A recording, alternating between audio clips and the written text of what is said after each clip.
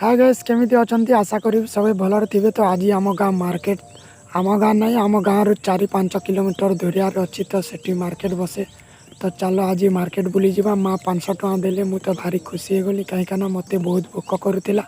तो माँ पानी देले टिके फ्रेश होकी बाइक चाबी धरली और डायरेक्ट मार्केट को गली कहीं बहुत भोक करुला। तो कौन बजार करी डायरेक्ट होटेल को गली होटेल खाईदेली सब पैसा छाड़ मजाक कर 20-30 टଙ୍କା खाइली पेट पूरा जाए ढेकार बेकार मारिली हाथ हाथ धोईकी डायरेक्ट गली मार्केट भीतर को। आज मार्केटा बने भिड़ अच्छी तो चल जल्दी जल्दी बजार करवा। टमाटर किलो 120 टଙ୍କା पचारि देली कि तो मु बेहोश हो गली रे बाबा सेठी। तो जल्दी जल्दी किणिली प्याज 50 टଙ୍କା कौन घिनब जल्दी जल्दी घिनीदेली आलू प्याज टमाटर मिर्चा मिर्ची घिणिली जल्दी आरु घर को पलि आसिली कौन करी बजार जितकी रेट सब भाव बढ़ी जाइए। तो जल्दी आसिकी माँ को सब सामान दे